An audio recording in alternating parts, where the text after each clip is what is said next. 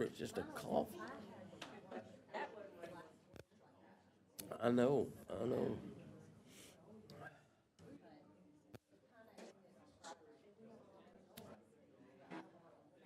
I know, right? So I'm gonna let them do the presentation and take the picture. I'm not gonna get up there.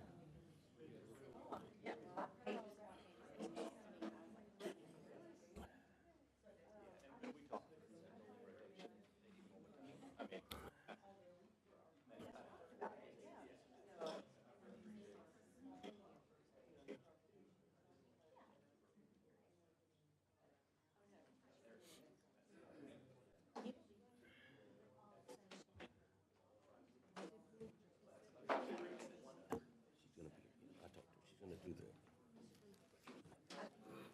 but did you get one for the pastor? Did I give?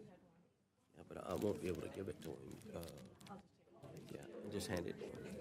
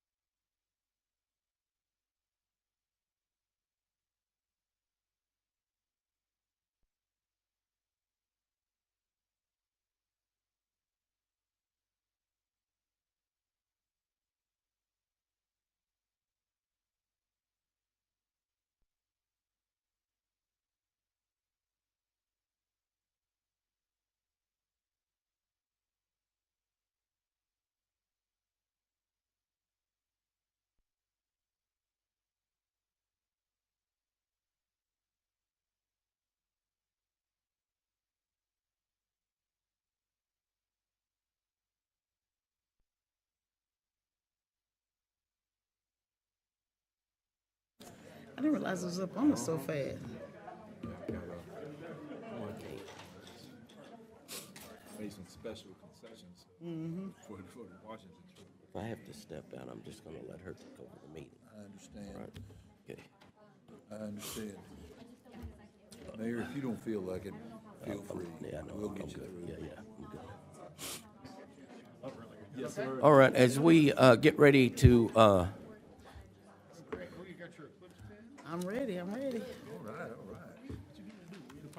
I know it. okay, good. All right, thank you.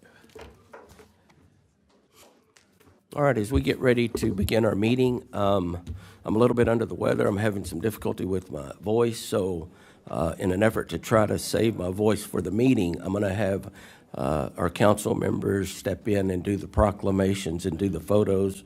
I don't think anybody wants to get close to me, so please bear with us. And Mayor Ronnie, if I have to step out, please continue the meeting. Okay, Mayor Pro Tem, would you do that, please?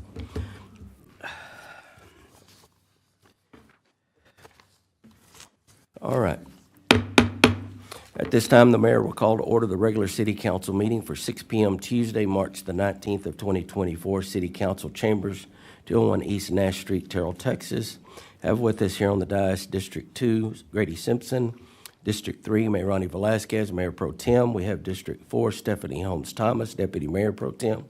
And we have District 5, Phil Robinson, in addition to our city manager, city attorney, and staff. At this time, I would like for Pastor Drake Peterson to come forward from the Terrell Bible Church and lead us in invocation. If you would, remain standing for our pledges. Mayor, if I may, before the Reverend gives us our invocation, if I could ask that in part of that invocation be for your brother, Benito Bandy, as we know him. He's in very serious condition in ICU at Baylor with a very serious lung condition. Some of us may not be aware of that, but I know the council would all join me in asking that he be included as a part of the invocation. Thank you. Thank you, Brad. Let's pray. Heavenly Father, we come today with grateful hearts for all you've given us. Thank you for the blessings and freedoms we enjoy in this nation and in this community. As we meet here in freedom and security, we pray your protection for those who serve to protect us, both here and abroad. Father, as we gather here in relative health, we pray for those who are ill. We pray for our mayor, that you would give him strength to recover through this time of illness. And Father, we pray for his brother, Benito, Ben. Father, may he know your presence. May he know your grace. May he know your healing. And may the family know your comfort and strength.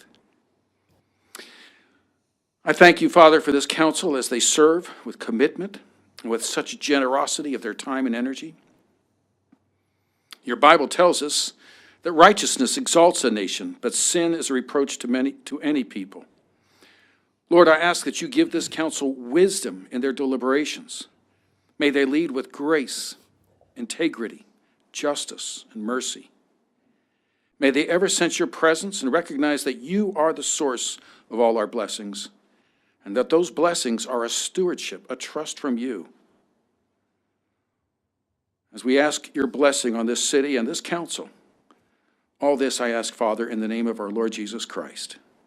Amen. Amen. Pledge Allegiance to the flag of the United States of America and to the republic for which it stands, one nation under God, indivisible, with liberty and justice for all. Honor the Texas flag. I pledge allegiance to thee, Texas, one state under God, one and indivisible. Pastor, if you would, Pastor, if you would, Mayor Pro Tem is going to give you a pen. I would normally do this, but she's going to give it to you. And if we could take a photo, please. Or, If you were not aware yet, and for all of those in the audience, on the we have an eclipse that's happening here in Terrell for 4 minutes. Oh, I'm sorry, April's Go ahead, too. April the 8th, and we invite you and others to proudly wear your pin to introduce the event to others. We will have a pin throughout Terrell, including the Tanger outlet, for viewing with special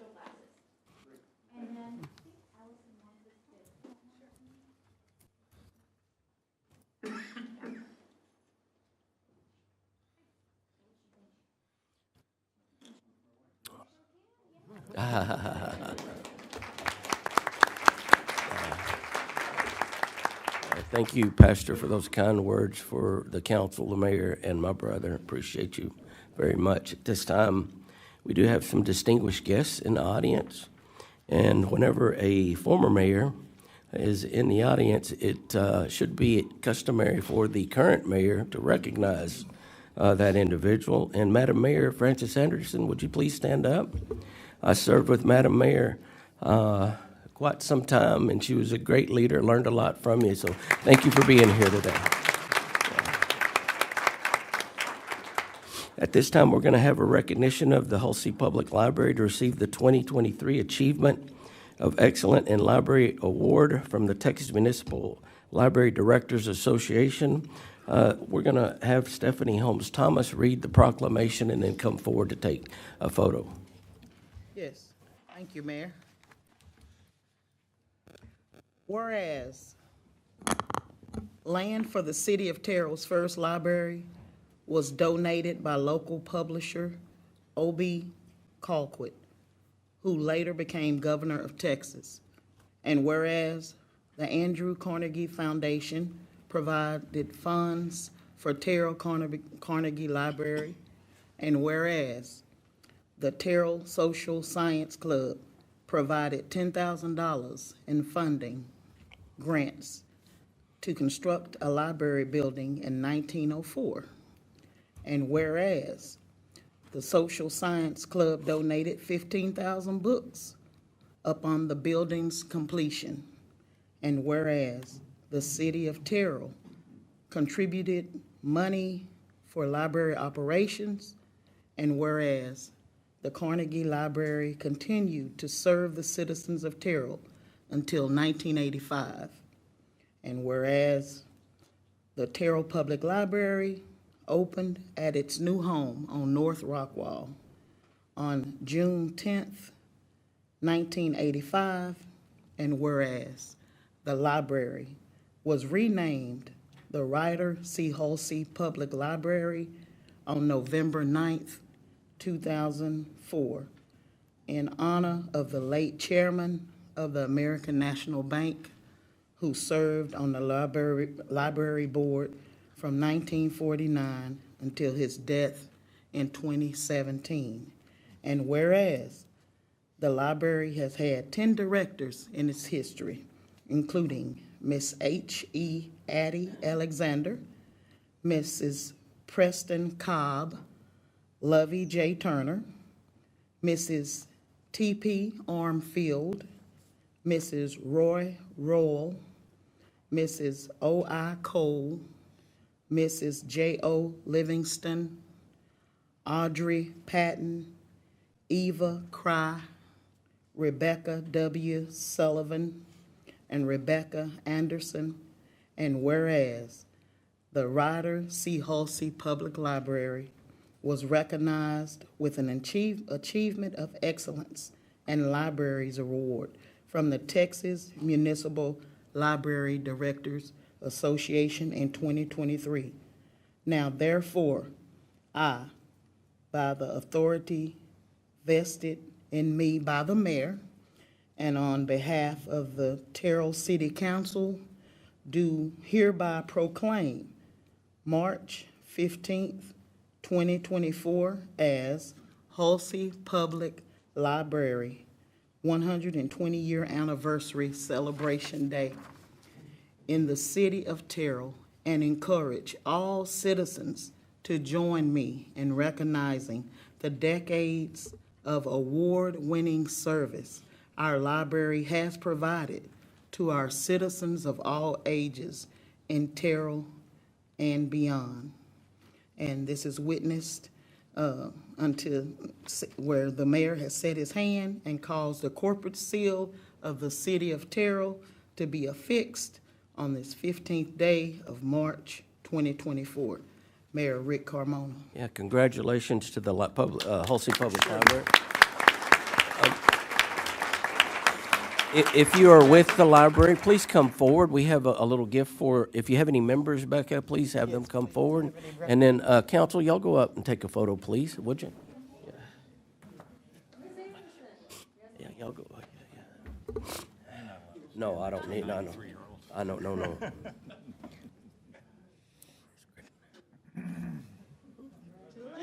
Thank you. Good job, look at you, so excited. Yes. Y'all do good work, you know I love y'all. And then there's also, look like another. From the House of Representatives. And this is a proclamation.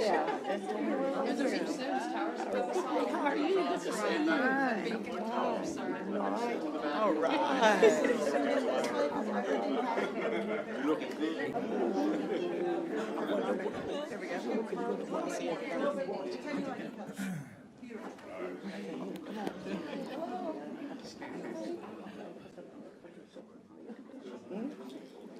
You don't get, if Ronnie doesn't get out, you're not gonna Get up there.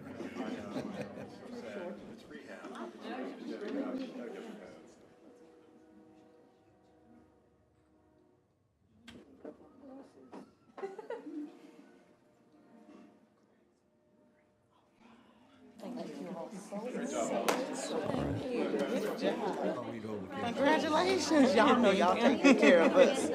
I can say that firsthand. Oh, well, if you know somebody that needs that too, then you just let us know. I read that.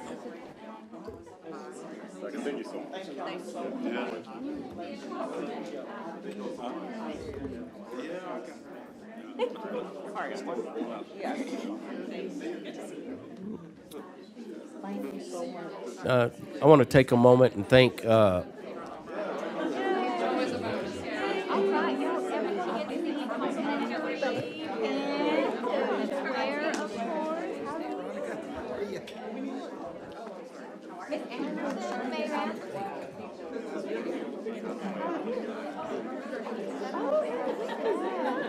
Hello, Miss Jody. 30 minutes, yeah. Good job, Steph. Good job. Good job. I tell you, I can't never take the mayor's place. No, you, but you Those did words good. just. good job. Yeah, Thank it you. was. It was very good. Supposed to give these to me. Oh, yeah, well, go give them to Oh, him. yeah, go give it to him, yeah. Hey, we do have some eclipse pins for those who took the photo. Ms. Holmes has some, Councilwoman. Yeah, she has some. Madam Mayor?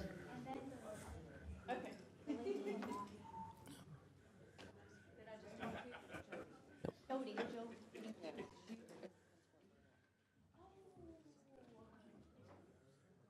Yeah, no, we're good. Yes. I haven't touched them yet.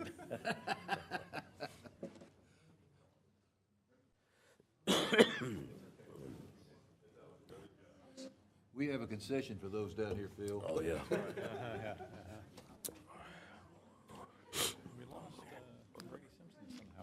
I think he's out there with the former mayor. We also would like to, did you want to say a few words, Becca? Okay, and thank you for your dedication to the library and to all the volunteers who put in tireless hours for helping the city of Terrell and Becca make the library for what it is. We couldn't do it without you, so thank you very much. And I bet you've noticed that whenever y'all have events, the mayor isn't there. It's because Becca has this third sense of knowing my calendars when I've got something going on. It's not that I don't support you. I've always got something in that time slot, but I will make the next one. Yes, go ahead. Oh, thank you, Mayor and Council, and thank you for Stephanie for the proclamation. This is, I love the library, so this is wonderful, and I appreciate everybody showing up to show their support. We have a wonderful community who comes together to support the library and the programs that we do. We offer, when Carnegie started in 1904, that was a big deal. And we have taken their lead and seen the needs of the people in our community and risen to the challenge to provide those needs. And that includes youth programming, adult education, workforce. We work, the staff, we have some staff here, they work tirelessly to provide the services that we need. And we do that for the citizens of Terrell, but we do that for the entire county and lots of other places as well.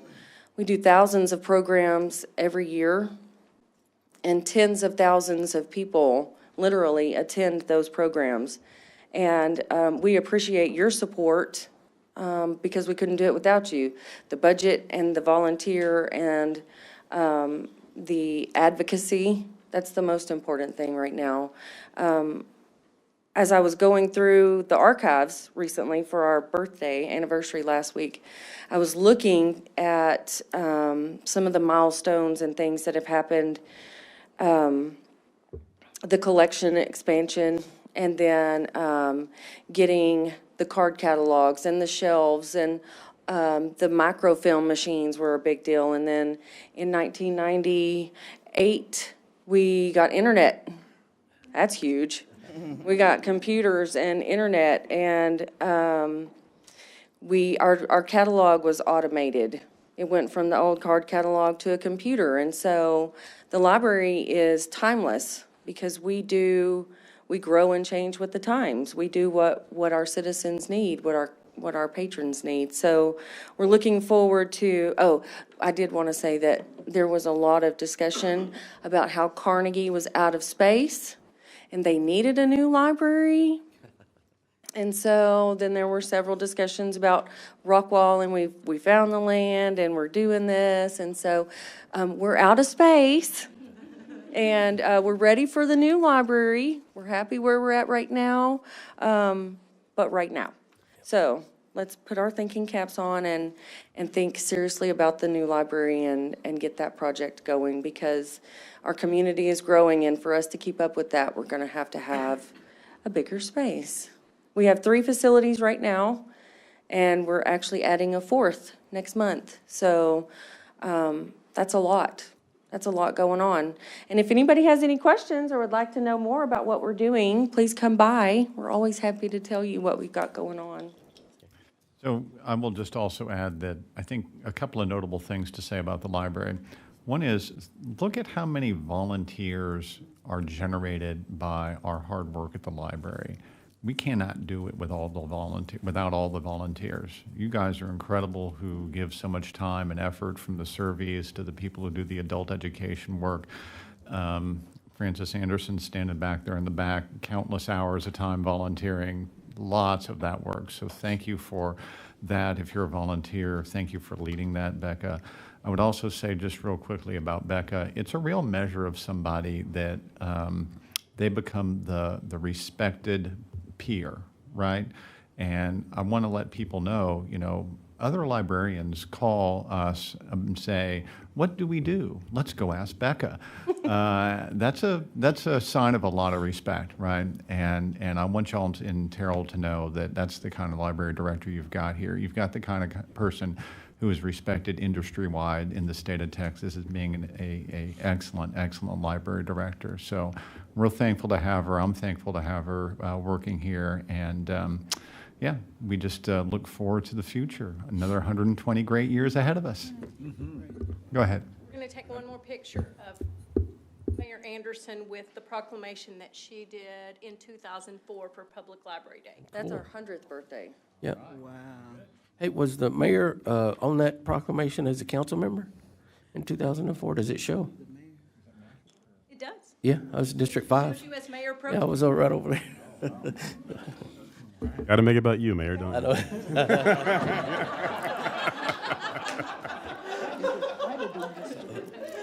I'm kidding.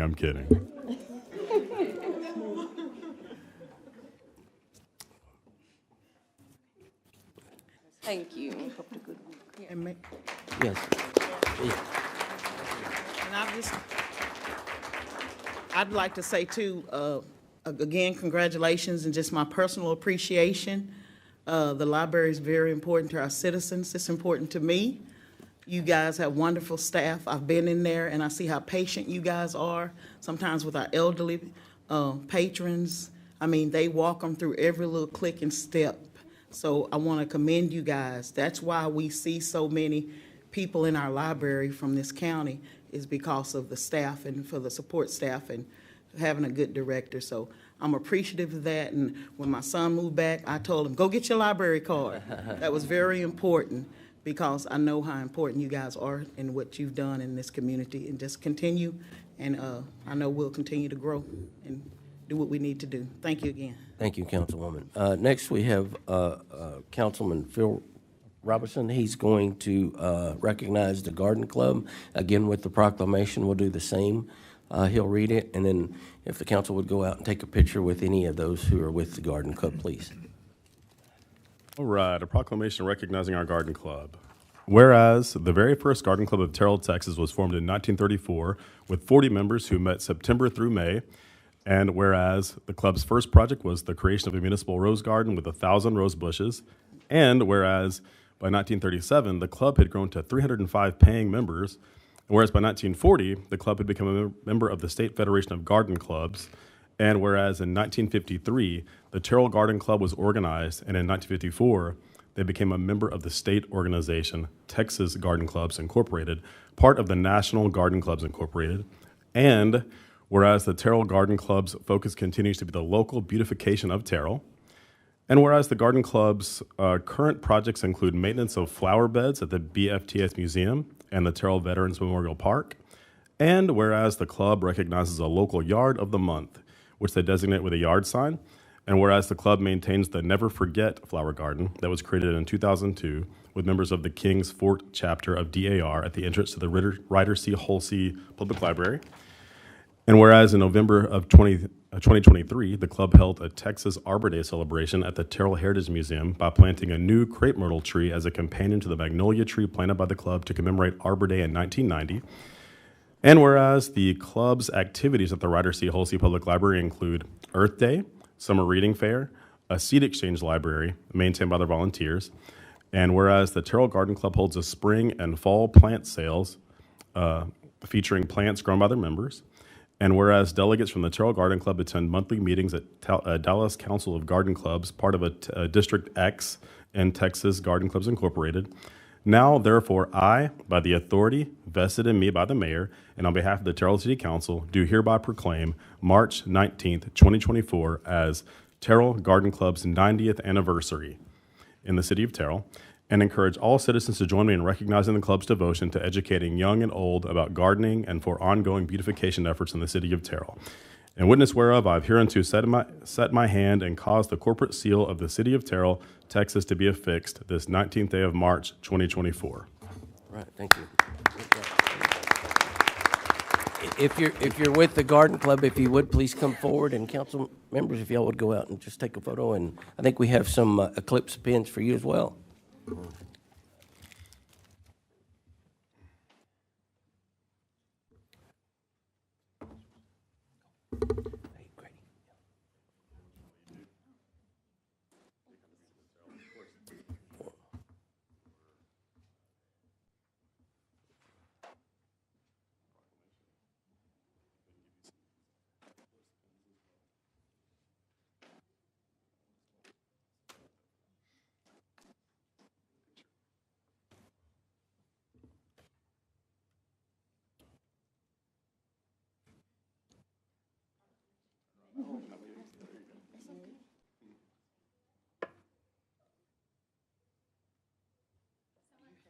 Thank you very much.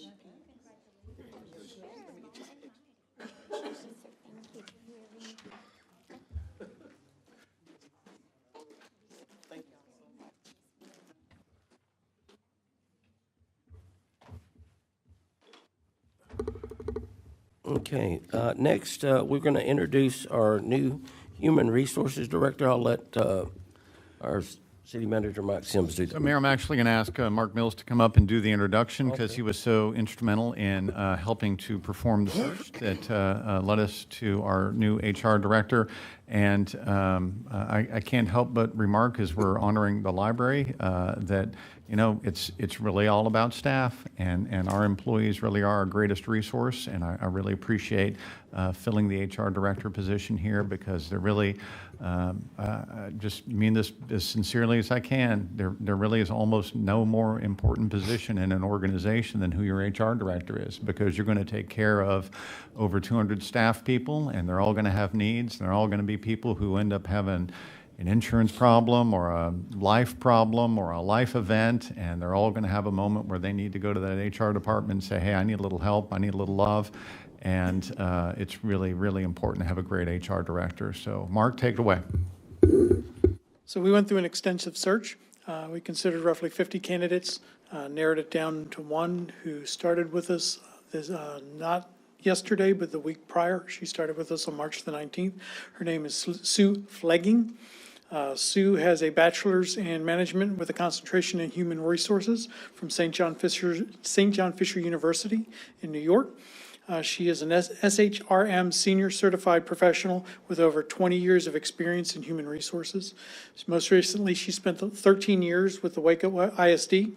The last six of those, she was the Director of Human Resources for the district. And prior to that, she spent 5 years as their Assistant Director. Prior to that, she also spent 6 years working with the City of Waco as their Employee Relations Manager and their EEO Officer, again, for the City of Waco. And I'd like to bring up Sue Flegging and let her introduce herself further. All right, wonderful.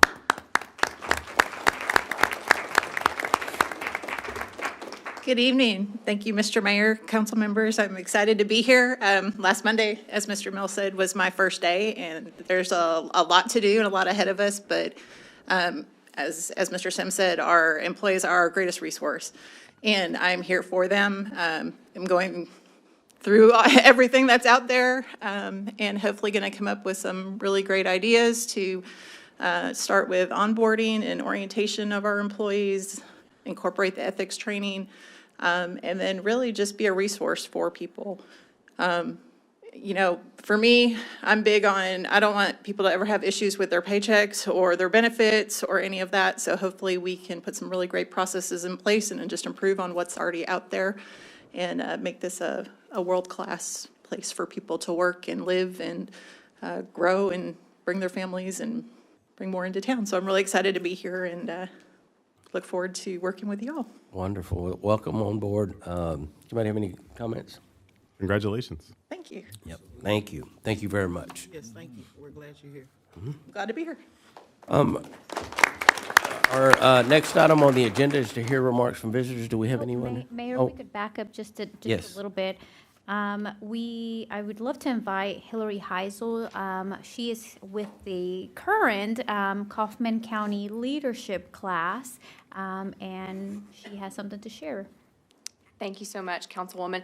I know you guys have seen me a lot. Tonight, I'm wearing my Kaufman County Leadership hat, one of my many hats. Our big fundraiser is this Friday. We are having a fish fry and silent auction at the Kaufman Civic Center from 5 to 8 p.m. Our class project this year is to raise funds for renovations to the Norville Children's Shelter. I won't tell you how long ago this was, but when I was in high school, which was way too long ago, I volunteer. I know all of y'all are making faces at me, but when you do the math, it gets distressing. When I volunteered in high school, the shelter has had very little renovations since that time. They are desperately needing, specifically in their kitchen area, some upgrades. They need some security upgrades. We have a goal of $27,000, and so far we've raised about 17, so we're hoping that the fish fry can put us over the top. I know some of you have prior engagements on Friday night, and we have a plan for that. I brought you guys a flyer. This little QR code here, if you scan that, you can donate directly there. You can even participate in the silent auction on Friday night from that QR code without even attending the event. So I know how busy this time of year is, but we would really appreciate your support. I know we have several former members of the class on the council, so I appreciate your time. Thank you, Ronnie. Thank you, Hillary. Thank you very much. Thank you. I'm hoping we can hopefully share that, if it's okay, on our page. Thank you. Okay. All right. Anyone else? Remarks from visitors? We don't have any, so we'll move on to our boards and commissions. Discuss and consider the airport board appointment. City Secretary Don Stahl. Mayor and council, we had one resignation on the airport board, Bill Hutmaker, and so that is one position that needs to be filled, and this falls under the oversight of Mayor Rick Carmona. Yeah. I want to first of all begin by thanking Bill for his dedication to the airport board. He truly loved what he was doing for the city of Terrell and had a passion about it. The person that I'm going to nominate is equally as passionate about flying and the city of Terrell Airport. With that said, I would like to appoint former Mayor Hal Richards as the appointment to the Airport Board. That would be my motion. Is there a second? Second. I have a motion from the mayor and a second from Mayor Ronnie Velazquez, Deputy Mayor Pro Tem District 3, to appoint Hal Richards as an Airport Board member. Is there any further discussion? Hearing none, all those in favor, let it be known by stating aye. Aye. Any opposed? Motion carries unanimous vote of those present. Our next item on the agenda is discuss and consider appointments to the Building Standards Commission. Mayor and council, in your packet is the Building and Standards Commission roster. Phil Roberson is over this board, and I believe that he wants to postpone this item. Okay. Is there a motion, Councilman? Yeah. I would like to motion to postpone this. I'm still vetting candidates, so. Okay, cool. So there's a motion. Is there a second? Second. We have a motion from Phil Robertson, District 5, a second from Stephanie Holmes Thomas, Deputy Mayor Pro Tem District 4, to postpone item 4.2. Is there any further discussion? Hearing none, all those in favor, let it be known by stating aye. Aye. Any opposed? Motion carries unanimous vote of those present. Our next item on the agenda is 4.3, discuss and consider Library Advisory Board reappointments. Don. Yes, Mayor and council, we have actually 4 people that would like to be reappointed to the Library Advisory Board. They would be Donna Renee Anderson, Vicki Badgett, Susie Smith, and Beverly Vaughn. And this falls under the oversight of Stephanie Holmes Thomas. Okay. Councilwoman Thomas, what would you like to do? I would like to move forward with the appointments. It's great to see when people serve in our community and they want to continue. And I can tell with some of the accolades I just read that the library is doing a good job, and we want to continue moving forward with that. I like to see the request to stay and to serve again. And when they start saying, I love working with this group, I want to do this, that makes my heart happy. So I would definitely like to reappoint the applicants, Mrs. Vicki Badgett, Mrs. Renee Anderson, Donna Renee Anderson. Trying to look at that. Also, Mrs. Susie Smith, and there was one more. Yvonne. Mrs. Beverly Vaughn. And I want to thank these ladies for their service and continued support of our library. Okay, so there's a motion. Council, is there a second? Second. We have a motion from Stephanie Holmes Thomas, Deputy Mayor Pro Tem District 4, a second from Phil Robinson, District 5, to reappoint Ms. Anderson, Ms. Badgett, Ms. Smith, Ms. Vaughn to our library board. Is there any further discussion? Hearing none, all in favor, let it be known by stating aye. Aye. Any opposed? Motion carries unanimous vote of those present. Our next item on the agenda is 6.1. Yes, Mr. Mayor, 5.1, I believe, is to discuss 5.1. a good news report, and I believe that's going to be handled by, believe it or not, back with us again, Ms. Allison. Good evening, Mayor and Council. I would like to present the March Good News Report. I will make this rather quick. So starting on the front, I'm excited to show you one of our new magnolia trees downtown. I'm sure y'all are as happy as I am about all of the landscaping downtown. Thank you to Raylan for facilitating that, and I know the businesses downtown are anxious to get that project completed. Next are y'all. Y'all are the stars of this slide. This is one of the photos from NLC, the National League of Cities, and some of the highlights from that trip. I understand that was very beneficial, so I look forward to visiting with y'all one-on-one and hearing more about some of the things that were accomplished. But we were already visiting about some of the things that we can do moving forward, about various grant opportunities and some other connections that were made during that trip. The next page is the Stallings entrance improvement. As you can see, that's been paved and a new curb put up, but they are still waiting to have that. I looked at the picture and I'm like, wait a minute, but Mike assured me that they're going to have that power washed and to clean it up, and the sign has been relocated, and I think it'll look rather nice when everything gets finished. And I know Mayor Ronnie's happy about that. Okay. Kind of in keeping with where we've already been this evening, this is just kind of highlighting some of our board members and how involved they are with the community, not just with the council, but with other, and also some of our retirees. But in the first picture is Tori Lucas, president of our Paddock Board, and she was actually awarded the Community Service Award at the Chamber Board Luncheon. And then our former police chief, Ken McKinn, has agreed to be the vice president of the Terrell Citizens Police Academy Alumni Association. And then the final picture is Mayor Carmona with the Boys to Men's breakfast that TISD puts on.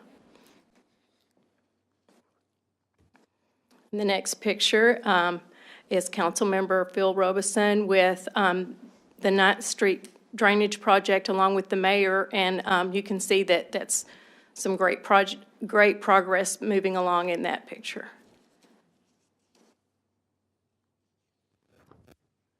Okay, the next page, this is the Star Now, just an update on the Saturday service. I think that's been, a little over a year ago or two? No, January, okay, that we started the Saturday service, and there's an update on the usage, and people are utilizing it, so we will continue that. And at the bottom is a quote from Star that says, "We appreciate the city of Terrell for providing this benefit to our riders." So that was a great asset to our citizens.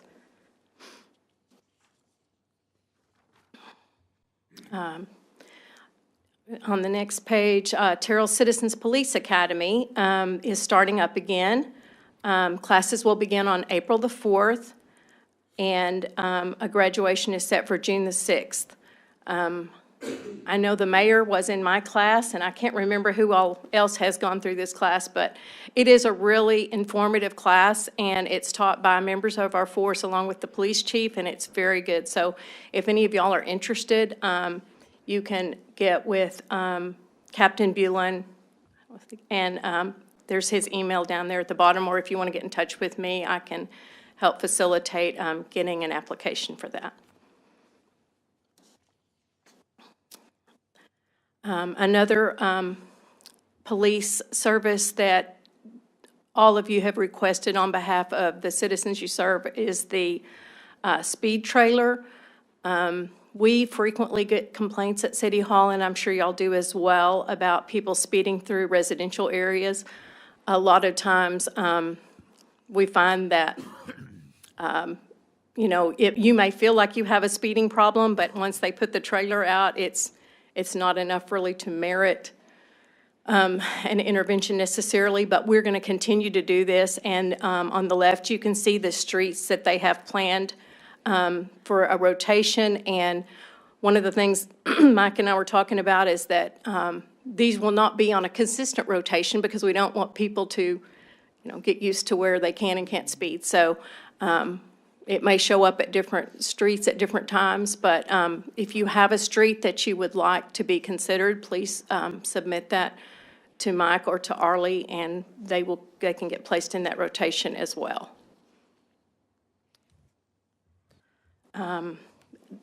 This is members of our police force that also attended the Boys to Men breakfast, and this was the first event, but they plan to continue this and get more involvement in the years to come.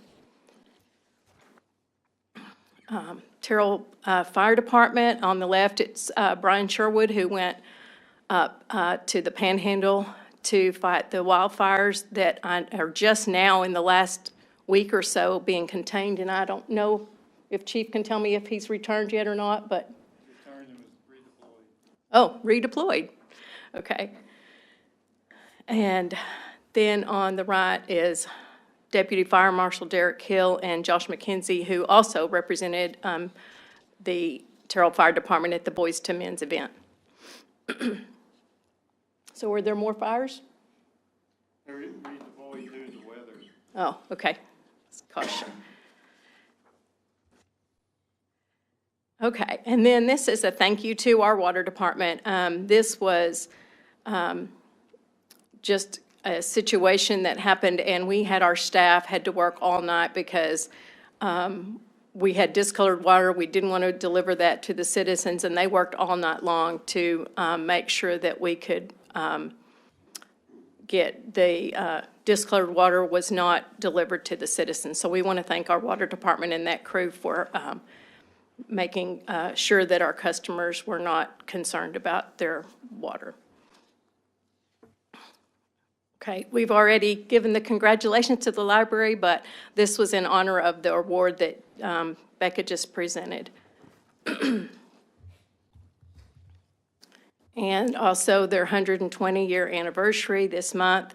I think some of you went by the library, and we appreciate the Heritage Museum also hosting an event to recognize the years that the library was housed at that facility. There's some more information on the eclipse activities that the library is already hosting and that they will continue to host, especially on the day of the eclipse. They are partnering also with 3 local churches, and they're going to do event parking that day, and then they will share the profits with each of those 3 churches. And then the last one is we continue to hold the #1 position for population growth. As you can see, we were ahead 7.6% between July of 2022 and July of 2023. All the ones in blue are North Texas counties, and then the other ones that are highlighted in bold are other counties in Texas that were also in the top 10 ranking. And we are now one of only 2 U.S. states with a population of 30 million or more. And if y'all have driven on any of the roads around, you can attest to that.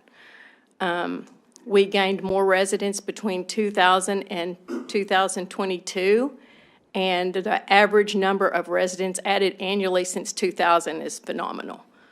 So that concludes the report. Do y'all have any questions for me? Yeah, thank you, Allison. So what's the max number of folks that can attend the Terrell Citizens Police Academy? Do we have a max number? Is it 20 or more? Do we know? They didn't set a absolute max, but they're really set up for about 20. Okay. Yeah, so I just want to make sure, if you're thinking about doing that, please submit your application. Also, council, the importance of our city employees to get involved in our community. We see that through the Boys to Men event, and then just out in the community, it's a good thing to have our employees out and about in the community. So thank you for that. The morning of the eclipse, I noticed there's 3 churches that are sharing parking or near parking. Are one of them going to do a morning service? I think maybe someone should reach out and ask them if that would be something they would entertain. I can certainly. Yeah. Does anybody have any comments or questions for Allison? I just wanted to quickly thank the crews involved in the 9th Street Drainage Project. The mayor and I went out there and looked at it. It looks like it's progressing really well. It's going to be a huge benefit to District 5. Just want to thank those guys for their hard work there. Regarding the Stallings Addition improvements, I just wanted to mention I'd love to see something similar happen for our Creekside residents. You know, 'cause I get a lot of feedback about the entryway into that addition. Understood. Yes, sir. But yeah, thank you, Allison. Great stuff. All right, thank you. Thank you, Allison. Great report. Next item on the agenda, discuss the reporting of citizens' concern. This is going to be handled by our Assistant City Manager, Mark Mills.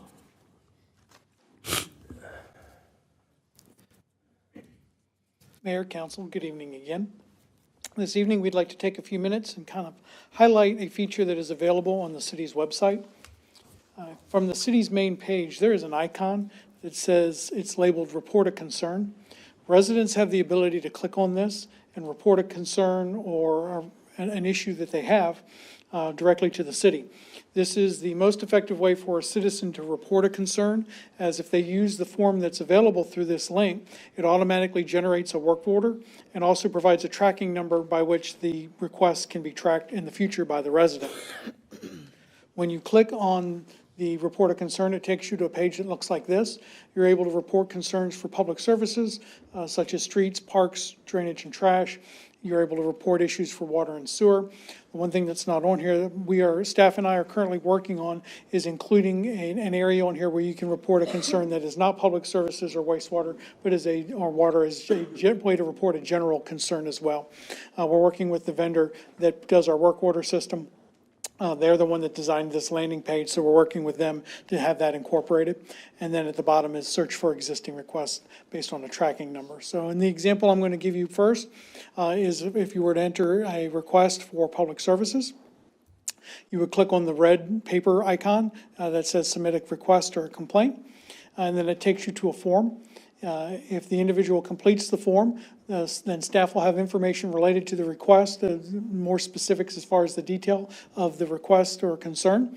It also provides the city with contact information in case staff has to reach out to that individual for further information. And it also provides an opportunity for them to upload photos to the website and to the work order so that staff has that information as well. Once you're complete with the form, it generates a request information screen. In the top left-hand corner is a request number. If you take that request number and use the bottom section, which says search for existing requests, if you go in to that link, you're able to enter that work order number, that request number, and it'll pull up a screen. And if you click on view, it actually takes you into that request, and you can follow up for additional information once it's been entered by staff. Again, like the public services area, you can also report water and wastewater requests. It's a little bit different form, but functions very much similar, and you can upload pictures for that as well. We have the ability, so the way that our system works, it's all driven through the city's website. So if you go through on a computer to the website, that's how the screens that I've showed you work. You can also do it through a mobile device. So if you're out and about and you see something that's concerning of you, you can take a picture and enter a request directly on your mobile device. This is what the screens look like when you do it through a mobile device. It's one screen that you simply scroll through to get to public services, water and wastewater, and then the search for existing requests. Staff and council are encouraged to share any automated input opportunities like this with citizens. It's really the most efficient way for us to track service needs and provides field staff with the contact information that they need in case there's additional follow-up that's required. Staff reviews this information and streamlines the response in order to manage workflow. In order to respond appropriately, they evaluate the work orders and organize them so staff can coordinate the response. So for example, if there's a request that's a non-emergency situation, a crew working on a drainage way, staff will go through the work orders, identify those, and schedule those geographically so that we're reducing costs as far as mobilization, travel time, and the like. Council and board and citizen requests that come in from outside the automated system are taken by staff and they're put into the work order system. So when you enter a request through this the report of concern mechanism, it generates a work order in our work order system. Requests that come in from outside of that, staff goes in and enters them into the same system.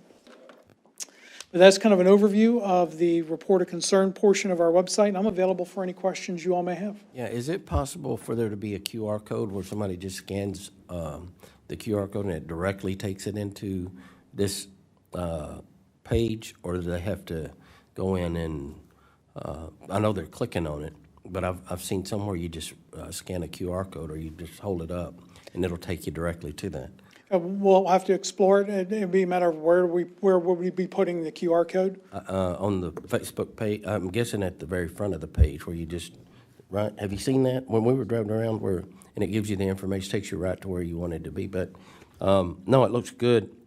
Are we able to track the number of clicks from this function? And if so, I'd like to see the council receive that data, monthly at the end of the month. So we can kind of see what we're doing, because we all hear from our customers about, I've reached out to the city, and it would be good information for each one of the council members to go back to their district and say, well, you know what, we've had 10 or 12 clicks, for the month, and this is who was reached out to and follow up with them. So thank you. That's very good. I love it. Anybody have any questions or comment? Mark, I appreciate the presentation. I will say that as a council member, I've been guilty of sometimes forgetting about the tool. There's times where maybe over the weekend, I got a message and I said, will you report, will you submit it via the online form? Here's the link. Or maybe a year, maybe over the summer and say, yes, I can do that. And here's the link where you can submit your request moving forward. And we'll usually just tell people to just fill out the first section.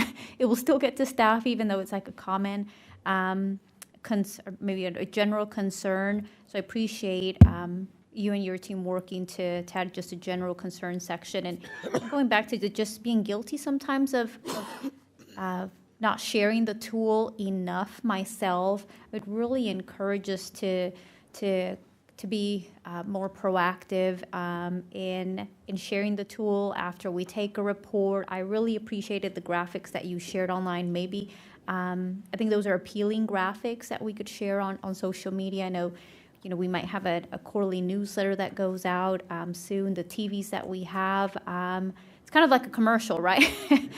You have to see a commercial, you have to see marketing quite a few times and try it out yourself before you kind of take the plunge, and then also tell a friend about it. So in all communication that we can increase to promote the tool would be helpful. Yeah, we'll look into that, and Mayor, we'll work on getting you some statistics that we can share, and we're happy to take the information however we can get it. If there's a concern, it doesn't have to be through this mechanism. This is just the most efficient way for us as far as getting it in, getting the contact information we need, getting pictures of the situation. It works best for us, but we're happy to take phone calls, emails, walk-ins, whatever we need to do to provide service. Sure. And that's wonderful. So this does provide them feedback after they fill out this form. It'll give them feedback to say, hey, we've acknowledged your problem. We know it's there, and we start the ball rolling, I guess, and getting it. Yeah, well, what it does is when you complete the form, it generates this screen, which is essentially the information that you entered in, acknowledging that we've gotten it, and it provides a request number. So if they do have information that they're looking for, they can go in and search for an existing request and get any information that's been updated in the system. And if they're not happy with it, or if there's more additional information they want, or if it's not been updated, they can call city staff. And if they call city staff and use that number, staff can pull it up in the work order system and go right to it. And in emergent situations, would this still work, or do we need to? It would work, but in an emergency situation, I wouldn't recommend using it. I'd pick up a phone and call. Okay. All right, thank you. You're welcome. Mr. Mills? Yes, sir. How is staff alerted when a ticket is received? Is someone paged? I mean, I just don't want to see these requests sitting in queue with no one monitoring them. How do we know when something's been submitted? As far as the specifics of the system, I don't know that I can tell you how they know. I do know staff is checking it on a daily basis, going in to look to see what work orders have been put in. So it's just sort of whenever they check it? To my knowledge, I can't tell you if somebody is getting an automated. Email generated, do we know? Yes, Not sure. several of the administrative staff. So for example, there's an administrative assistant in utilities, and that staff person is tasked with constantly staying logged into the system over the course of the day and being there. And so whenever she sees, hey, I've got a request here, then she can get that information out to the crews immediately. So it's not as if the crews go out in the morning and then they don't have a chance to go check the system all day long and forget to log in or something like that. All of the appropriate departmental groups have an opportunity to go get that information on a real-time basis. DJ, I think, is dying to communicate back there. DJ, come on up so you can be heard by people who are watching from afar. Yes. What Mike is saying is correct, and we also have staff that is actually monitoring it at night. So we do have emergency calls when they come in, where our people that are on call are notified, and we go out and we handle water main breaks, we handle stop sewer pipes, we assist the police when they have issues, the fire department when they have issues. So it is an ongoing and a 24/7 opportunity. Now granted, if we don't think it's a emergency and can wait till morning, we're gonna wait till morning to do it. But if it is a true emergency, we are gonna respond, and we send out the people that are on call to respond to those calls and try and satisfy and get those people back up and operational. Okay. Just from my understanding, there's one individual in each department sort of monitoring this, or that's assigned to it for the day, or do we have just one person overall who monitors this and gets these tickets assigned out? It's different for each group. I have the utilities where I deal with water and sewer. Streets and drainage has another person, and they deal with those calls. Just like the fire department and the police department have 911. It's monitored, and yes, sometimes it rotates between people, but it is, when somebody goes on vacation, we assign somebody else to handle it and make sure it's covered. Okay, great, thank you. And you know what, I would tell our citizens, look, as we implement and try to improve our city, there's gonna be times when there's gonna be improvements made. So will there be an issue? Probably, because it's something new. But we'll work through that and get it going. You know how people can. Yeah, and just as for example here about, we'll take information however we can get it. If a citizen walks in or calls in and, Dora Trejo answers the phone and says, hey, what can we help you with, da-da-da, she's not going to say, well, just log into the system and fill out a form, right? She's going to say, oh, tell me all about your problem and what's going on and da-da-da, and she'll get all the information. She'll enter it into the system. The guys will see it because it'll be logged in the system. And, at the end of the phone call, she's probably going to say, hey, I've got all your information. This is really good. You can follow up on our online system, or we'll call you directly. And if you ever have a future issue or a future item that you need, even if it's on the weekend, you can just log on to the website. So we provide the information that way, but we don't ever want to say, don't talk to us over the phone. You know what I mean? So we're going to give you the customer service however we need to. Yeah. Okay. I'm happy that we're moving forward with technology and being able to do this for a citizen. Long time coming. Thank you, Mark. You're welcome. Yeah. Thank you, sir. Next item on our agenda is discuss emergency management plan. This is going to be handled by Emergency Management Coordinator Dustin Connor. Good evening. Thank you, Mayor, Council, for letting me be here. We're going to take a little stroll through our 400 and something pages of our emergency operations plan. We're going to cover every page tonight, and we're going to take questions on each page. So, it's fine. It's going to be fine. All right. So the first page says that it's the basic plan. Page 2. Okay. So the basic plan, which is what is due for renewal this year, is 70 total pages. We're going to cover it in 11 slides today, and we won't cover everything that's on each of the slides just because just kind of giving you a brief overview of what it is that we're working on. The City of Terrell has an advanced emergency management plan, which means that we carry a basic plan and 22 annexes. The annexes just basically break the plan up into smaller sections that we can say this annex belongs to the fire department, this annex belongs to the police department, this one to Public Works, and so that's how the annex system works. The thing about the emergency operations plan is that it's required for a lot of grant programs. You have to have an emergency management plan filed, an emergency operations plan filed.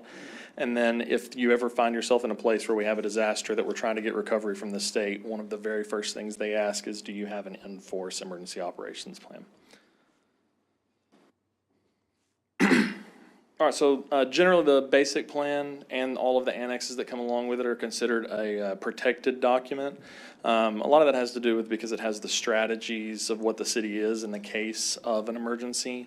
It also has some, if we were a large enough city that we had a stockpile of materials or stockpile of, the state is a good example. They have what's called the SNS, which is the strategic stockpile of antibiotics or vaccines or whatever. That's included in their plan, and so you don't want that floating around for people to see. So when you hear us talk about the plan, the reason the plan isn't attached to this agenda item is because generally it's considered a protected document. Now, it's available for review for elected officials, department heads, people who support our emergency operations plan or emergency response in the city.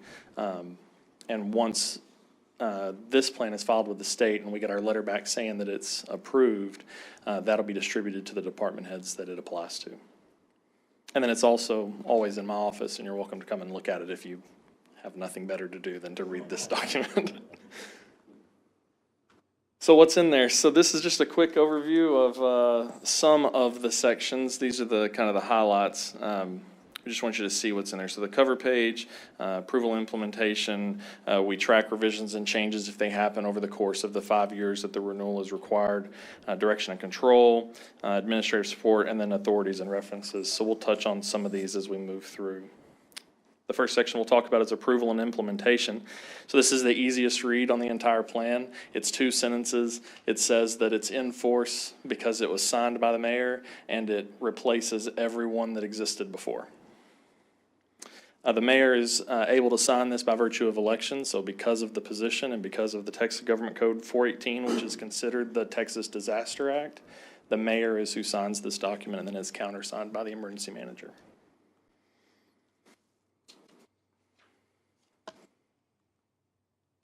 Concept of operations. So this is the first large section of the basic plan that's 7 pages, 8 pages long, and it addresses the overall approach to the emergency. So this is kind of what gives us our operational guidance, what it is that we're planning to do, where we're headed. It tells the mayor how he's going to file for an emergency disaster declaration if it's necessary, how we're going to do evacuations if that's necessary, and then any emergency declaration that the mayor has to request from the governor. It kind of lines out how that's done. It also defines the phases of emergency management, which is mitigation, preparedness, response, and recovery. And the most important part, not that they're not all important, the most important part is the recovery, because that's where we recoup the money that we spent that we weren't expecting to spend in a disaster. COVID is a really good example of that, when we recoup that money from the state through the county. Next big section is organization, assignment, and responsibility. This section's kind of a train wreck. So it tells you this is what each department or what each section of city government is going to do in the event of an emergency. And then it says, but go look at the annex, because the annex also tells you what to do. So in the state, you can have a basic plan or you can have an advanced plan. But because we have the advanced plan and we have all the annexes, they tend to kind of contradict themselves. So what we did this year with the state's help was we went through all the annexes and made sure that our annexes didn't contradict our basic plan, because this is what we get judged on, right? At the end of a disaster, when people are starting to look for who to blame, this is the first place they'll look, is was the city prepared? Did they do the things that they were supposed to do? And if your plan contradicts itself, then you're already in a losing battle, right? A couple of examples of the executive group guidance is, like in the mayor's section, it says you can declare the disaster. You can invoke emergency power as needed or as appropriate, support public information release with our public information officer, request region and state assets. Then it moves on to the city manager, and it says that he'll implement policies and decisions of the governing body, you guys, assign emergency management tasks to departments, so he tells his department heads what he needs them to be doing for the good of the city, coordinate activation of the EOC, and then the next piece is the emergency management coordinator, which my job in a disaster is to serve as an advisor to the mayor, who is responsible to make the decisions for the state, or to the state. And it's understood that I would have the contacts in the state division of emergency management to help us get the things that we need when we need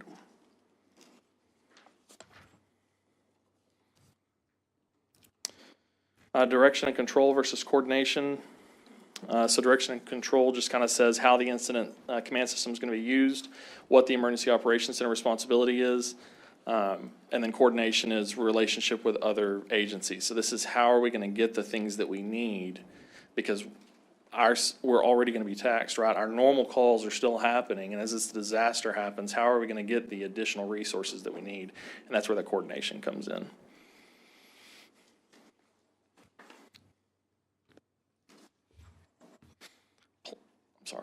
Plan development and maintenance talks about the planning process.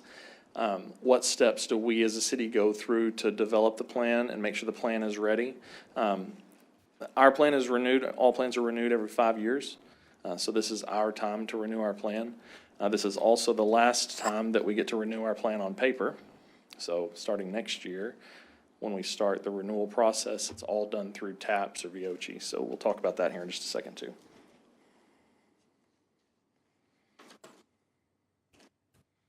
Authorities and references, this is the section that tells us how the mayor gets the ability to declare disaster and do the things that he does. It also includes this, the final 25 pages, so this is the last large section of the program, has the distribution list, so who gets a copy of the emergency operations plan, what the emergency management organizational structure looks like. In the state law, it says that the mayor is the director of emergency management for the city.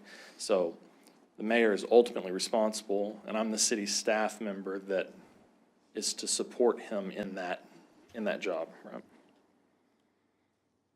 So what's new in the basic plan for this renewal? Mainly it's housekeeping. So Texas Division of Emergency Management used to be a part of the Texas Department of Public Safety. So it was Texas DPS, Division of Emergency Management, Regional Liaison Officer. Well, when they became their own agency, it required us to update our plan. And the update this year is to catch all of those things. So Texas DPS went away. Now it's just Texas Division of Emergency Management. Regional Liaison Officers went away, and they're now called District Chiefs. We added the ordinances just so that we knew in our plan we had the documents that said this is how we adopt emergency operations plans. We updated our handshake agreements, so the businesses in town who have said that they're going to support us, that we don't necessarily do a contract with or we don't do an interlocal agreement with, we still call them out in our plan so that if anything were to ever happen, we can make sure that if we're spending their money, we can get them recouped if they need to be recouped because we damaged property or utilized things that belong to them. And then review has already been accepted by the Texas Division of Emergency Management. The only thing that they're waiting on now is an updated signature from the mayor, and then once that's complete, they'll send us a copy of our plan back with his signature and then a stamp from the state, and then it's good for 5 years. So what's next? Starting in the next renewal cycle, our plan will move from a March renewal to a February renewal. Language formatting and strategies is going to change. These are all requirements from the state. The federal government passes down to the state what our plan has to have, and the state adds stuff to it and sends it to us. So there's major overhauls for next year. The annexes are going to go away. We're going to move to emergency support functions. We could have a whole conversation about that, but it's really just a name change and how it just gets us in line with the federal government. It's going to help us if we ever have a major disaster here when we're trying to recoup money from the federal government, it just gets us in line with them to be able to do that more easily. VOCI and then TAPS is the new way, the Texas All Hazard Planning System, that's the new way for us to upload our plan. Instead of having to physically type changes, the plan will already be there and we will just adjust sections. And then it'll send an email to the mayor for him to electronically sign. The state reviews it and it's done. That training is starting in March. So in other news, we did take delivery of the 2 grant items that we had. So the mobile health clinic was a big one. It was a Department of Housing and Community Affairs Community Resilience Program grant. It's an $822,000 project, so we took delivery on that this month. And then the freeway blocking equipment, or the blocker truck, was a COG grant from 2021, so see how long that took us to accomplish. $182,000 on a total project for those. So a couple of pictures, and then we actually have them set up outside if that's something that you want to take a look at. If not, we can move on, but they're here for you to come and put your hands on for sure. We're proud. We're glad to have them and glad to get them in service. The crews are finishing up in-service training on the blocker truck, and it's gonna really help us out on the highway incidents, especially since we've taken some apparatus strikes before. So next steps for us, we've got some mayor and council training that we want to do. We did some training a few years ago, but as council changes, it's good to to get some updated training in there for you guys. We're going to do some staff training. We've really started looking at people that are going to be responding with us that are not necessarily government entities, and how they're going to be a part of that response. So we want to make sure we're taking care of them. And then constant reviews of supplies, equipment, and staff capability. And something that's not on here that I wanted to talk about was the solar eclipse. So I'm sure you guys have heard about this. It's been mentioned several times tonight. It's the sun's going to turn off for 4 minutes. It'll be fine. 21. It's going to be great. It's going to be great. So we're working on the incident action plan for that. And I did a lot of complaining about building the incident action plan for the COVID clinic when we were doing it, because we just didn't know what to expect.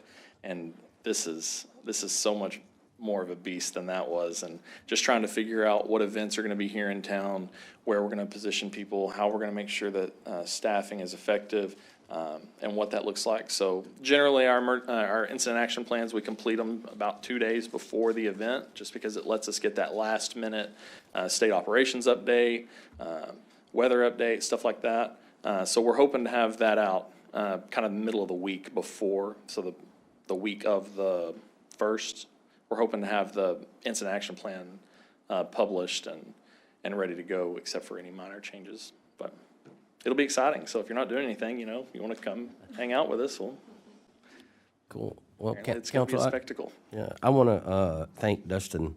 We have made huge strides when it comes to our emergency management plan and how we operate locally. I saw it firsthand during COVID.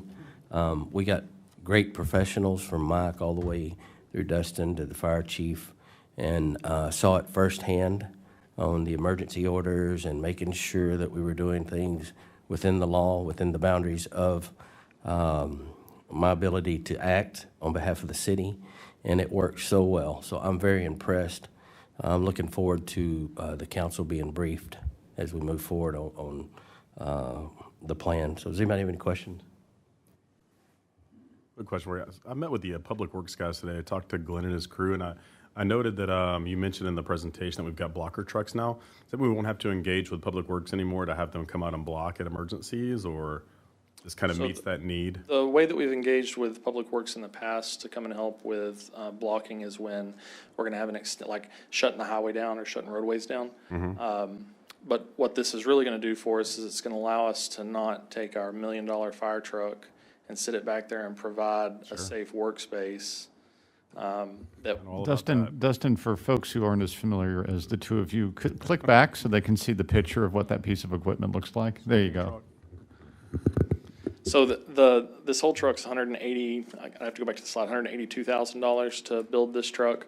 If the truck were to take a strike, the Scorpion, which is the yellow piece there in the back, can be replaced at somewhere in the area of $40,000 or $50,000. So much cheaper than a fire truck. It's $1 million to get built. It takes a strike, then that piece of apparatus is out of service, and you're having to operate out of a reserve piece of apparatus or whatever it is. It just puts you in a place. This is much safer for the guys. It's safer for the motorist, the person that did accidentally run into the back of the apparatus. This is much safer for them than striking the back of that fire truck. So this is going to be a great asset for us. Yeah, it's a huge win for sure. I guess my question, just kind of more broadly, was when we engage with Public Works for emergency management, how do we engage with them, and sort of how do you see their role in emergency management? So there's a thing in the region called PWORT. It's Public Works Emergency Response Team. I was really excited when I heard about it. I'm going to bring it back, talk to Glenn about it, like bringing something that the city had never done before, never dealt with, take it to Glenn, and Glenn's like, oh yeah, we're a member of that. We already do that. Okay. And so it was nice to see that our Public Works Director is already familiar with how working within the region and working across the state works. And so it's made life really easy for me because Glenn kind of gets it, he understands it. But I think the thing that we've kind of missed on that we really need to do a better job of is engaging them earlier on in this planning process, so that in the event that we have this mass incident where we have to activate the emergency operations plan, Glenn is already familiar with what's in the plan. Not that he can't function, and not that he won't be able to do it without knowing what's in the plan, but that guide is already there, so that if he is by himself and he has all new employees who are unfamiliar with how we do things here, Glenn can talk about it right then. So, I know our fire and EMS folks are already clued into how all this stuff works, but our public works guys give them the same level of training to know how to respond, because I know that we were allowing them a lot to respond to these incidents. Yeah, and we'll have a number of incidents. I'd just like to use the simple stuff, right? So if we have a large weather event and we have roads blocked with trees, shrubs, debris, that sort of thing, you know, that instantly turns from police and fire into public works. And we need to be able to commingle our water crew, our streets crew, and our parks crew, and have all of those crews go out there and take a look at a street that might be blocked with a series of trees, and then that becomes a chainsaw project, or that becomes a lift equipment project to clear a street as fast and efficiently as possible. And so Glenn has his way of being able to mobilize his crews for that, and it's the communication with Dustin of saying, hey, Dustin's seeing a weather event on the horizon. It may come on this day in the future. Well, that communication happens between Dustin and Glenn, so that Glenn has, you know, his appropriate staff on the ready to say, hey guys, you know, keep an eye out for 9 p.m. on this night, because you better look at your phone, because we may need you instantly. So just that simple road clearing is a major, major function. we saw that with the winter weather from Osmageddon. That very thing. As trees started to fall, the Public Works was out there taking care of that for us, make sure roadways are clear for us. And that's also the reason that we have those, you know, and you guys see them, I'm sure, the emails that get sent out as the weather is coming the week in advance, so that we're already thinking about it. We're already there. We're not surprised by it. Now, it's Texas, so we do get surprised by it sometimes, but the conversation is happening early. And when I send those emails out, Glenn generally will engage me and say, hey, what do you think the probability is? Like, how likely is this going to be? Is this going to be a huge deal, and what do we need to do? So it's good that we have that working relationship now, so that if it does become a large-scale incident, we're already communicating and we already know what to expect from each other. So. Anyone else? Thank you, Dustin. Next item on the agenda is discuss legislative update. This is going to be handled by our senior policy analyst, Amara Mata. Good evening, Mayor and Council. I'm going to give you a quick legislative update. So coming back from NLC last week, thank you all for going and representing Terrell well. I know anybody that I talked to was saying, oh, Terrell's here. I talked to so-and-so from here, and we were very well represented there. So thank you all for showing up. We did have a successful few days. We had meetings with various grant agencies as well as representatives. We had a event with TML, which was all of the Texas contacts, which I thought was very successful as well. And we had very good, productive conversations as well as the conference itself. So we did have a briefing with Senator Cruz as well as Senator Cornyn, and we did get to meet with with Representative Lance Gooden's office staff to talk about a couple of things. We also had staff as well as some members meet with the Federal Railroad Administration as well as the Department of Education on different things. Here are a couple of topics discussed. I know I'll highlight a couple. The Police Academy as well as the quiet zones in Town Square, a lot of roadway issues, a lot of budgeting issues, as well as letters of support were all done last week as well. So moving forward, we're going to continue to be proactive about finding that funding that we're always talking about for various projects, as well as working with different representative staff to make sure that Terrell is on their radar. And we're also going to come back with consistent updates to you guys if there's any new federal, state laws as well. And another big thing for me coming before you guys would be to vote on policy positions as they move forward. We're going to Austin this week to go to Kaufman County day down there. They are off session, but for next year, we'll be coming forward, talking about a couple things, and making sure that we're all on the same page before we go down there, making sure that we're being proactive about what we need to get done. So I would just throw in also that having a unified vision and a unified council that's able to communicate clearly is just so very valuable. So really a thanks to everybody on the dais up here for doing that hard work. We're having our annual trip to Austin for KCLC this Sunday/Monday. And so one of the unified message items there is there's roughly $4 billion of documented roadway infrastructure needs that are all on Texas Department of Transportation roadways in Kaufman County. So O'Mira is leading a little effort you're going to see down at Kaufman County leadership that is going to be the $4 billion, you got to say that number correctly, not 4 million, $4 billion partnership between Kaufman County and the Texas Department of Transportation. We know there are $4 billion worth of TxDOT roadway needs in this county. We know that if we are, if we fail to be the squeaky wheel, that it may take us 20 or 30 years to get them to spend that $4 billion. We don't need it in 20 or 30 years. We need it tomorrow, right? And so you'll see a little coordinated campaign that O'Mira is in charge of related to the $4 billion project, and there'll be some things to wear associated with that.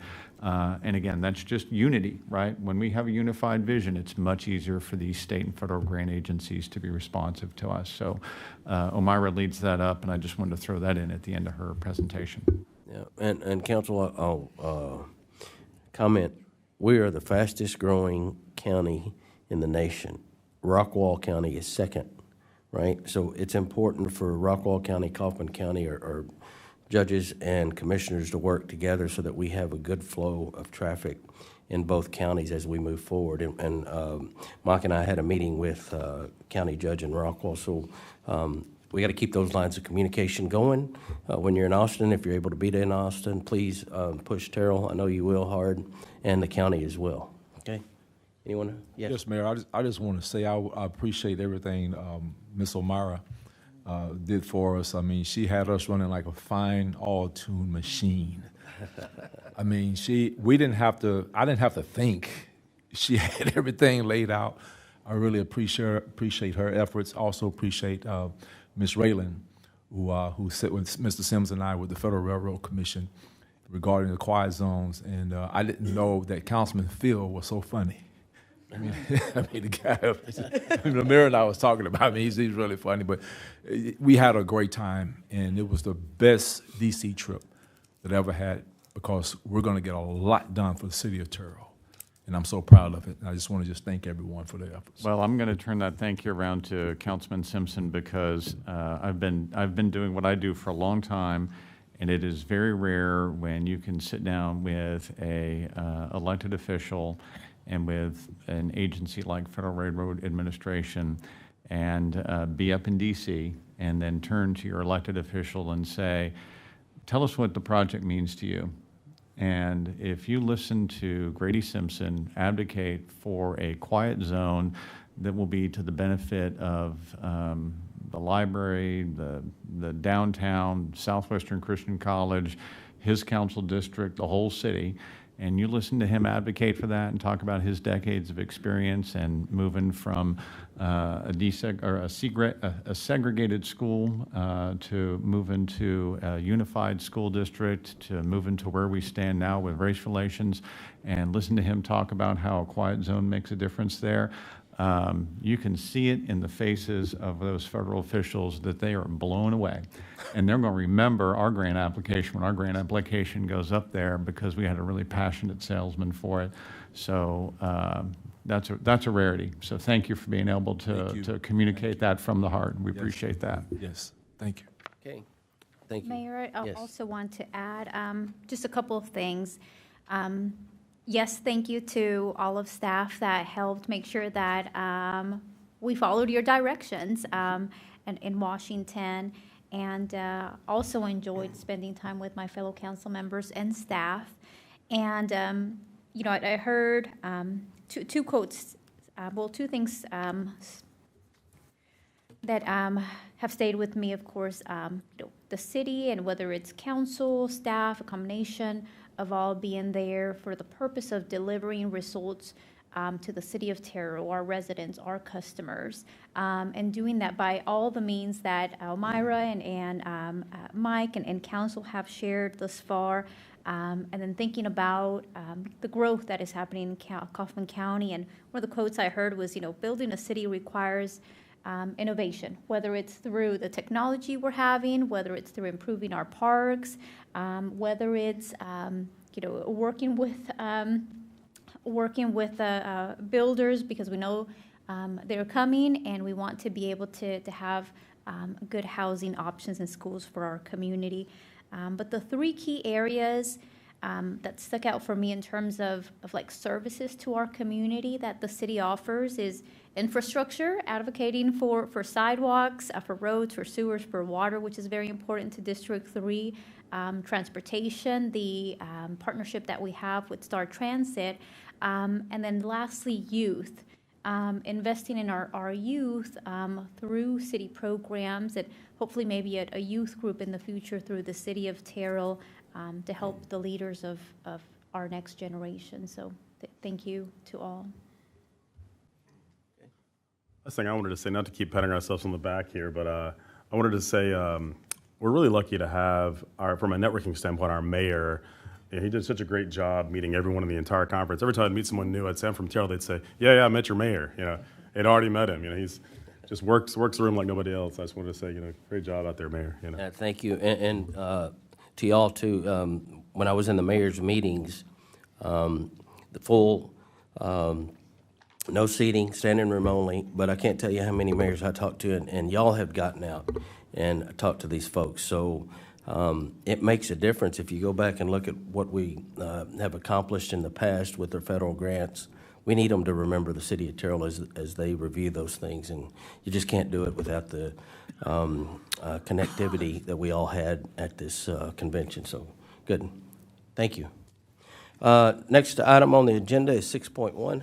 Yes, Mr. Mayor, members of the council, item 6.1 we bring to you tonight, ordinance number 3038, an ordinance of the City Council of the City of Terrell, Kaufman County, Texas, amending ordinance number 2733 by the addition of Chapter 14, Impact Fees, Article 4, Roadway Impact Fees, Section 14-30, Future Transportation Plan to the City Code of Ordinances, updating City of Terrell 2017 Comprehensive Plan, Chapter 5, Recommendations, Strategies to Activate the Vision, Section 5.4, Future Transportation Plan, as specified in Exhibit A, attached hereto and made a part hereof for all purposes, providing for severability, providing a savings clause, and finding and determining that the meeting at which this ordinance was considered was open to the public as required by law. This does come to you tonight on first reading. This is going to be handled by our city engineer, Chris Snap. So, good evening, council and mayor, city manager. I bring for you again, we talked about this in the last meeting. I echo the same sentiments from Allison and Dustin, and Mayor, the fastest growing. So the thoroughfare plan is what we're going to talk about. We talked about it briefly. I showed you the map. Basically, this is kind of just a guideline and a vision of where we need to be. We talk about growing, and when we try to build the infrastructure, so don't get hung up on where the lines are set in concrete. They're just giving us the guideline. As the development comes along, we can start making these connectivities between major thoroughfares to kind of get everyone around the town safely and efficiently, so we don't get into a traffic jam. Sadly, some of the TxDOT rules is you wait till you have a problem, then you fix it, but this will provide us a vision. This is part of, as we talked last time, part of the impact fees of building the roadway structure, that we have a guideline of what we're looking at and the amount of roads and the size of roads and whether they can determine medians, et cetera. So this is part of that impact study that we are performing, and we'll be bringing back to you here in a couple months for a final decision on that. So This has already been to the P and Z, and the P and Z approved it 5-0. When the staff recommends, I'll just leave it up for discussion. All right, council, this is ordinance number 3038. Again, this was looked at and approved with a unanimous vote from our Planning and Zoning Committee, 5-0. Do y'all have any questions for Mr. Snap? Hearing none, is there? I have a question for Chris or for Mike. There is a road, so there is a parcel of land adjacent to a road in my district, and I believe they're just parcels at this time, but it's really close to Highway 34.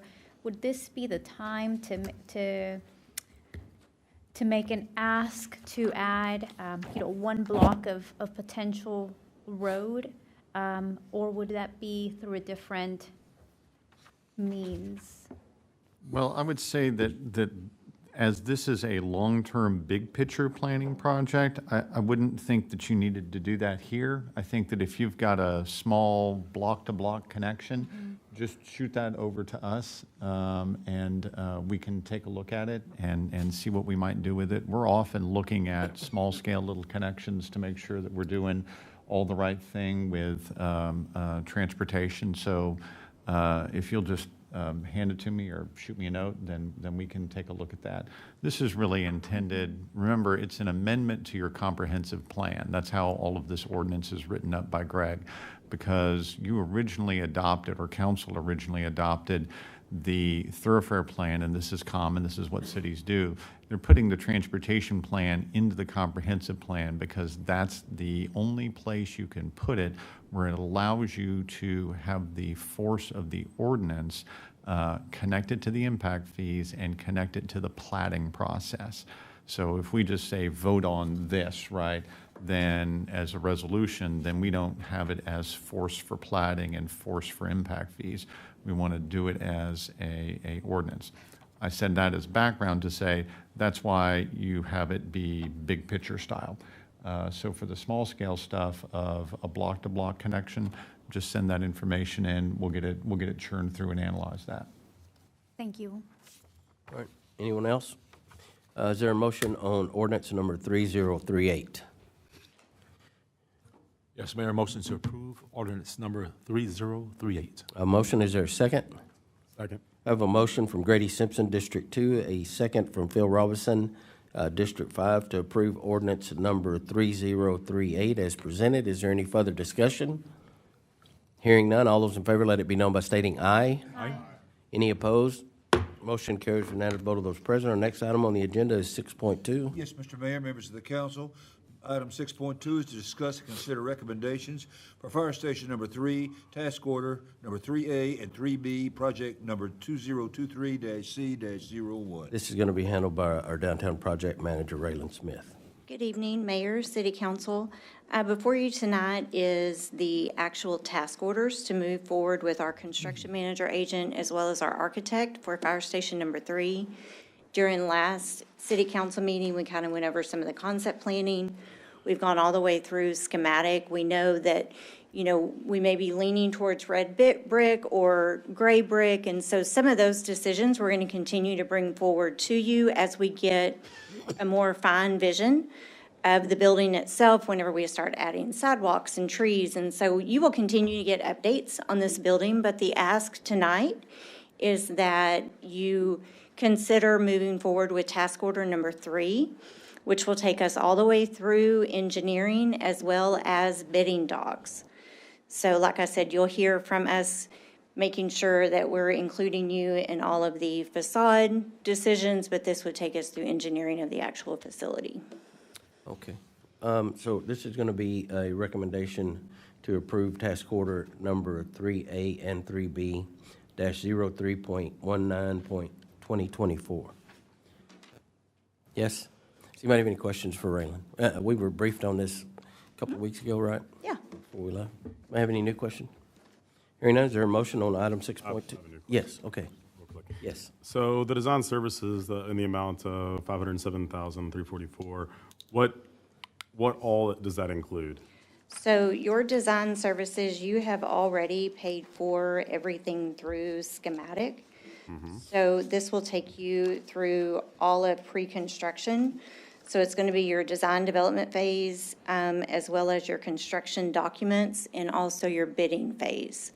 So it takes everything that you've paid for thus far, and then basically when you go into construction, you only have 20% of your architect's full contract left, and that's really where your construction manager agent expenses pick up.